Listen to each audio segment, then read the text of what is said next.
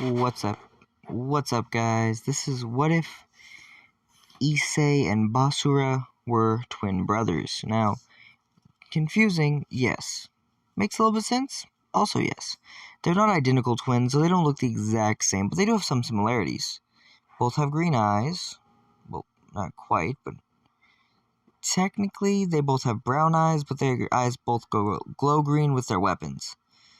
Both have brown hair, different shades though. And neither of them really like wearing ties like that, so yeah.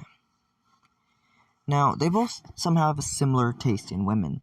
Redheads with demon powers. Now, not Kenichi, sorry guys, I just made like 2 Kenichi what ifs, so my apologies. Now, Issei and Basara both have very similar tastes. Redheads, mainly, and large bosoms, or boobs. Now, if you think that makes no sense, look at their animes. Testament, Sister No Devil, and High School DxD. That speaks for themselves.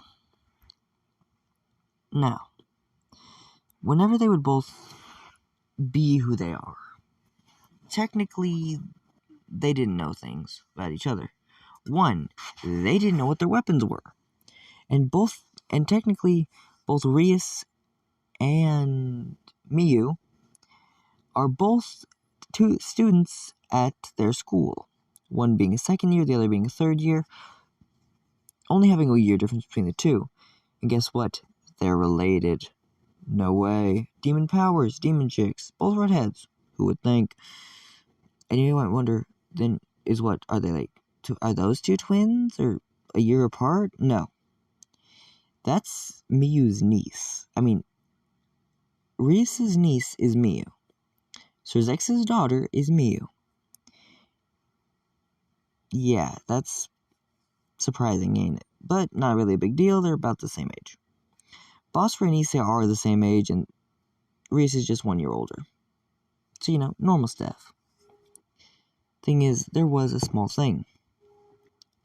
Miyu didn't know how to control as much of her destruction. She was very powerful, but she was more of a, I don't know what I'm doing, but I'm going to throw a really hard punch. Whatever I'm going to throw at you is going to be very powerful. Like her father, who was crazy strong, but she had lack of control. And Rias was more exact, but she had very little power in comparison. They're both very strong, though. Like, don't get me wrong, they were. It's just, one had more brute force, the other one just was more skilled. Yeah. Now, you might wonder, why are they weapon to weapon here? Because, well, they don't really get along with each other. And I'm going to say that the groups are still pretty much similar. One hero chick who's got this weird sword. 2, technically, for Miyu's group, and Basara. And Rias's team is the exact same. Combining those 2 animes are not easy to do, I'll admit. But they have similar rooks. Minus one of them being way more perverted, but still. Their rooks are crazy strong. And by strong, I mean strong. They got enough power to knock anyone else around. And thing is, they don't know what their weapons are. They don't know how to awaken these. Basara isn't a gear wielder. That is not a gear. That is something called an ancient weapon, which are hero wielded.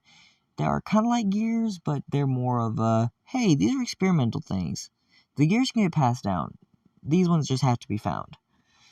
And in an old abandoned thing on a mountain, this was there. He was confused at what it was, and it latched onto his arm. He would get the banishing shift. Thing is, this was because he was going out that night for, a late night jog, since he liked to keep up his physical strength. But he felt the pain and just rage of having this ability, almost erasing a mountain. Mainly just cracking one. And this was the same night Issei died. Basara thought he was going to die, since it was injuring his body very quickly. And Miyu found him when she was out there working on her magic.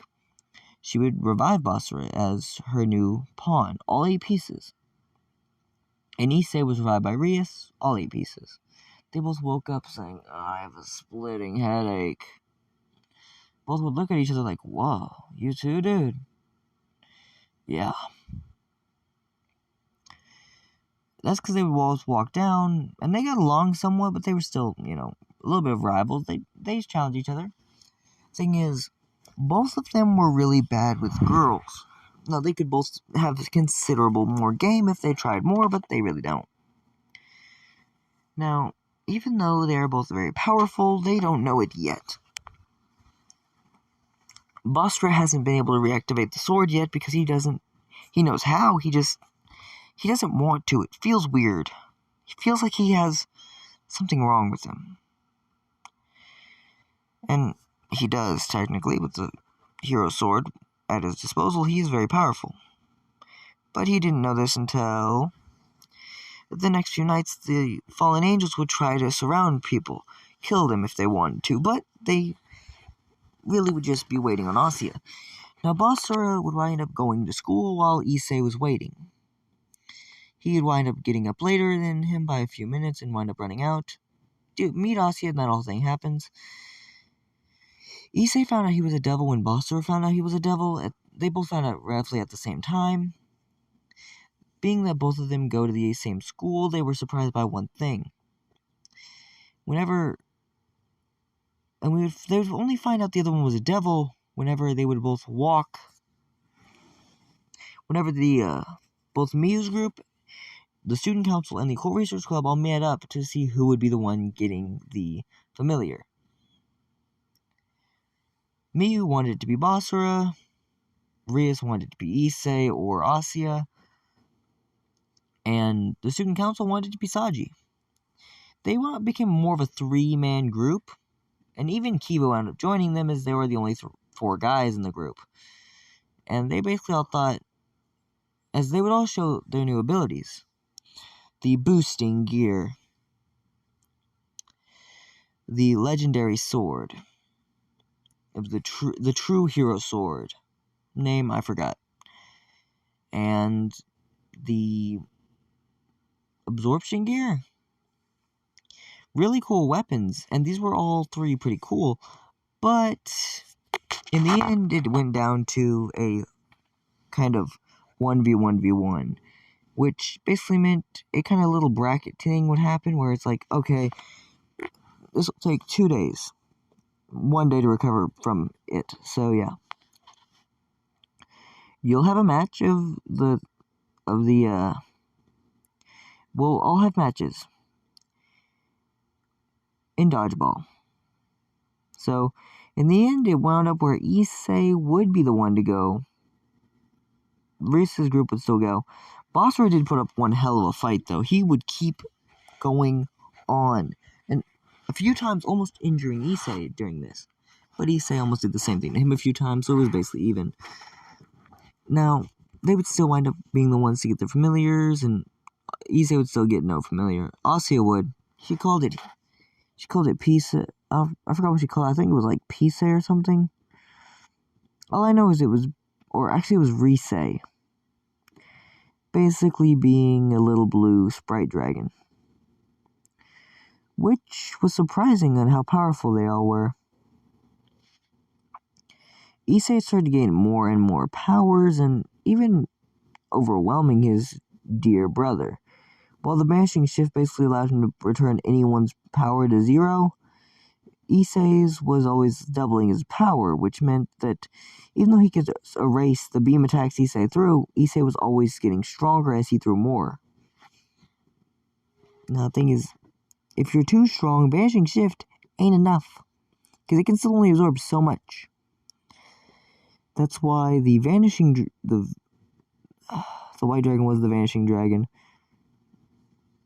I'll call it the void dragon. The void dragon is the one sealed away in Basara's weapon, the original sacred gear, which is really not a sacred gear. It was the prototype, though. Now, it was a very powerful dragon, considered to be one of the three heavenly dragons, the only one that could rival the red dragon and the white dragon emperor. The void dragon emperor, since no one really knew its true color, since it always seemed to be like a cosmic look. Like the starry sky is kind of what it looked like, if anything. Now, this would make it where Basara was surprised. Both of them, as they were actually starting to train more and more together, Basara and Issei would wind up training to the point where they actually became more like equals. Now, Basara would find out he had this thing called the balance breaker.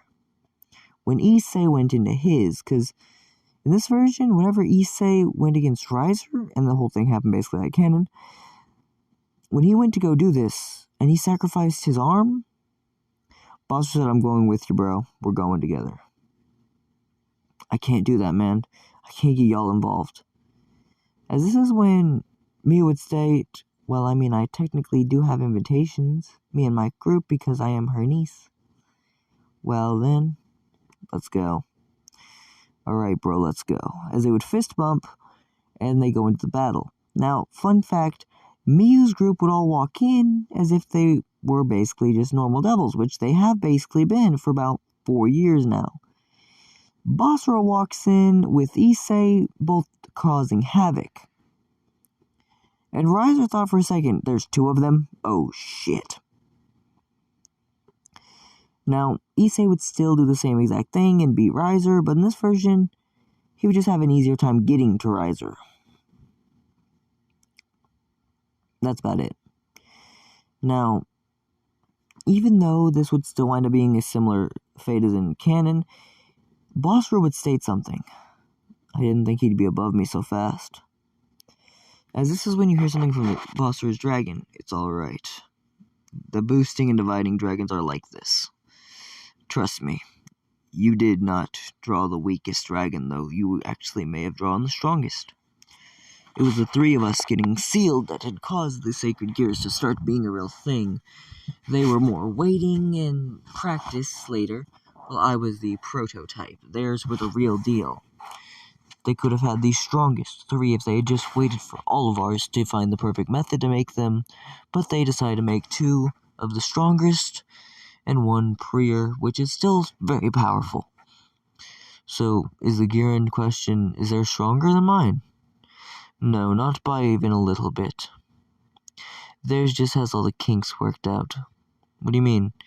Well, theirs can go on to the next wielder and everything. They don't just have to wait where their wielder died. Okay. They don't have to give their wielder 100% of their power off the bat, so unlike what happened with you almost have died getting the abilities I have. The next wielder would do the same, almost, at least. It'd be more of a shock than anything, I guess. Makes sense. As this is when Issei would see how his brother was doing and all that. Now, he would still go... This store really doesn't change much, since after that, the whole thing with the... Although whenever Kokobile did arrive, it was a whole different fight. Because this is when Issei was able to use a somewhat balance breaker. And what does he have access to in balance breaker? That was a balance breaker that could break people very, very fast. Now, he wasn't able to go into balance breaker, but they both have like the edge of it. They're both on the edge since they've been getting really powerful. I'd say they're almost twice as strong as they were in canon than Issei was in canon. Now, they were going to get very, very good. And eventually, Issei would still get the same blade. You know, Ascalon, the dragon-slaying sword. Now, this is where we get to actually see a more crazy power. When Issei wields the blade, it almost looks identical to how Basara wields his, since they really do fight the same way. Now, we're going to have basically every fight will go in their favor at this point, except for whenever that one thing happened. Whenever they fought against Kokobile, it was still a fight. They went all out, and they still barely won that. Because whenever Kokobile had threatened to kill their parents, he wasn't. Actually, I don't think Kokubil did that. I think it was Kokubil who was just threatening to kill all the girls, which Issei was pissed in canon and went to kill. While this is when he had said something different, killing both the Demon King's little sisters and one of the Demon King's daughters. Oh, this will be perfect to restart the war. As you could see the rage starting to develop within Issei, you could even see more rage starting to develop within basara, almost at the same rate.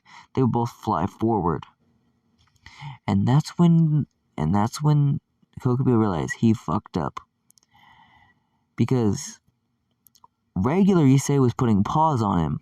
These two very sickly identical variations, one with a blade, was beating the dog shit out of him. One is right-handed, one is right-handed, the other is left-handed.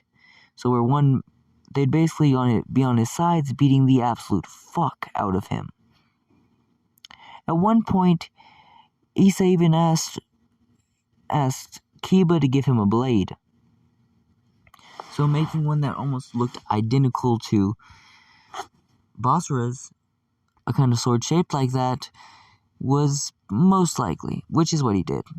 And they were basically making it where no matter what, he was getting hit by the same, punches, slices, everything, each time, and it was hilarious. In the end, they combined their strengths to make one giant pow, chopping one of his wings off. As Volley would come in and do all that, saying, ha ha ha ha, the flame drag wielder, and Void's wielder. Ha ha ha, I'll see you later, as they said.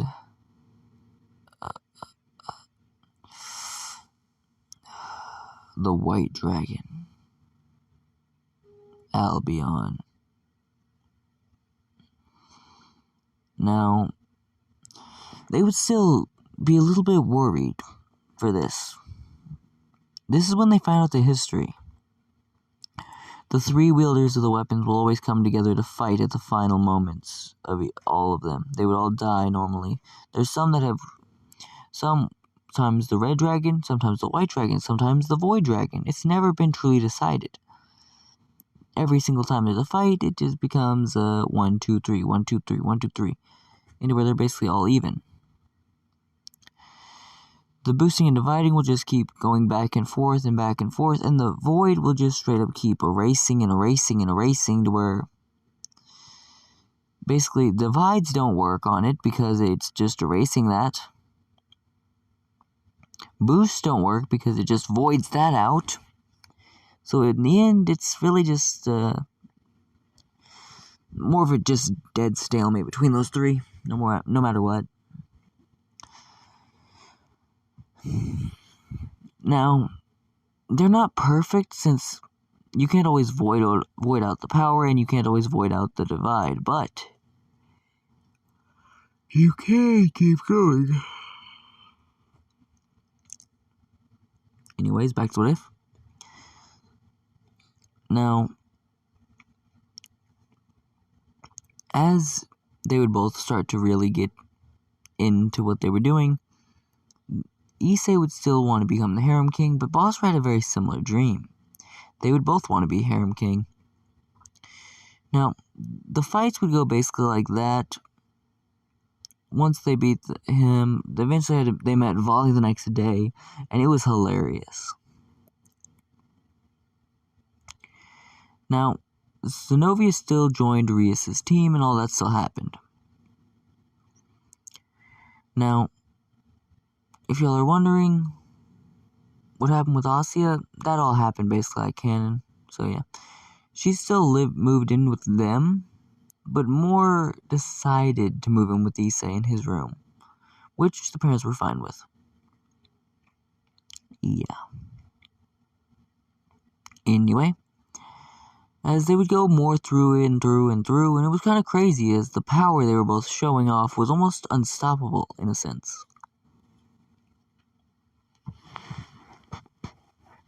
Now, what I mean by that is they were going good. Now, that one dude, Biel's or whatever. I forgot his name. Oh wait, I still have to cover that one thing. In the fight against Loki, not the same thing happened. Yeah, that was a whole different battle. Because in this version, adding even more strength, more strain, they were able to send a few more people. But it would basically be like a final thing. And the ones they would send were Basara, Issei, Miyu, Rias, and basically the same group, just with those two added, and I guess also Maria. Well, you know what? Those two, Maria, and that one swords girl, the one with blue hair. Anyway, that's from Basara's anime. Anyway, they would keep doing this battle, and it would kind of go crazy, because when Basara or Issei went to go grab, in the end, Issei was the one who grabbed Mjolnir. Now, there was a point whenever the Allfather said only Issei or Basara are able to grab Mjolnir. They're the only ones strong enough to wield it. Well, yeah, but not even by much. And Basara had gotten injured as well. When Issei went to wield it, Basara had his hand towards it too. Although he was gladly let Issei wield it, but if Issei couldn't, he'd be the one to do it. Or if they combined their strength, they could do it. Which, instead of combining their strength, one dog took Issei out. Basara couldn't. He was trying to, and he lifted it barely, but he couldn't swing it. He didn't have enough strength to. He didn't have the boost. As he was rage-filled, he tried picking up the hammer, but he couldn't do it. He couldn't lift it. But everyone was so mad seeing the thought of Issei's death, and his own brother thinking he's just died. You could see the rage bellowing up in him, as every step he took made the earth shake a little bit. As he would start to slice up Loki, even if it wouldn't kill him, it would hurt. And that's all he wanted to do was hurt Loki. Even if it didn't kill him, as much pain as possible would be inflicted. Whenever Issei did get up, injured and everything, he picked up the hammer. Boost, boost, boost, boost. Boom. One shot. I know he had a phoenix here, but he still looked pretty bad after that, so still. He still took out Loki.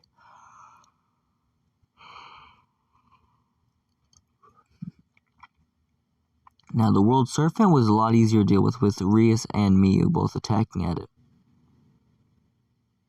As well as Sonya, or Tsubaki, or whatever her name was. The student council lady was there too.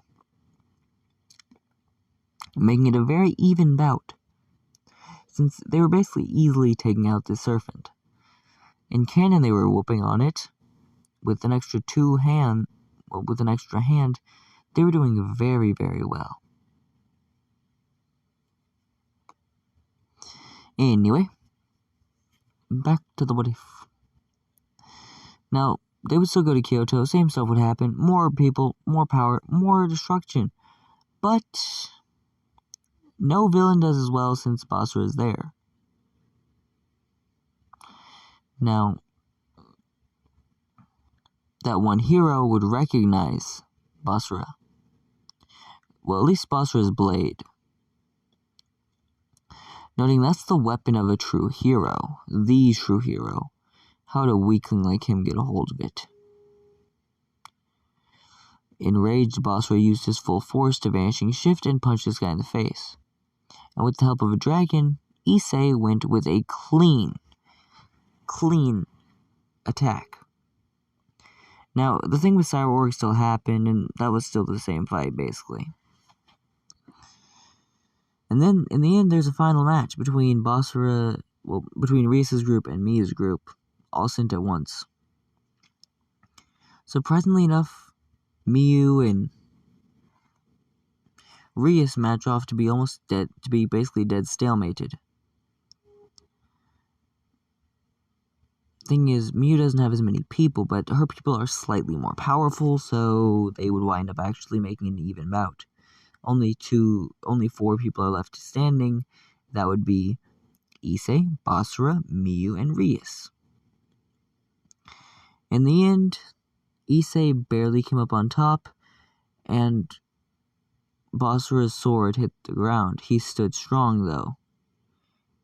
Now, it wasn't as eventful as against Sourwork, since Sourwork got knocked out and kept fighting while being blacked out. Well, Basara, he stayed standing, but he passed out with his sword stabbing and keeping him standing. Mia would basically be what marked her defeat, since she was the only one left. And her and Rias were basically matched in magic, so yeah. As this is when we get to see how just done the power was. And they would keep training, and eventually Issei would become the strongest demon, defeat the White Dragon. So would Basara would try doing the same thing eventually, and still defeat the White Dragon. Volley wasn't weak, but he still just got outpowered, and that was it. And eventually they will be thrown lives, have kids, and all that would happen. And that's the end of What If Issei and Basara Were Twins in High School DxD. If y'all want, I'll do it into Testament Sister New Devil for the next, for a part 2 or something, if y'all want. Or I guess yeah, it'd be a part 2, since it would just be in a different verse. That's the only difference. See you guys.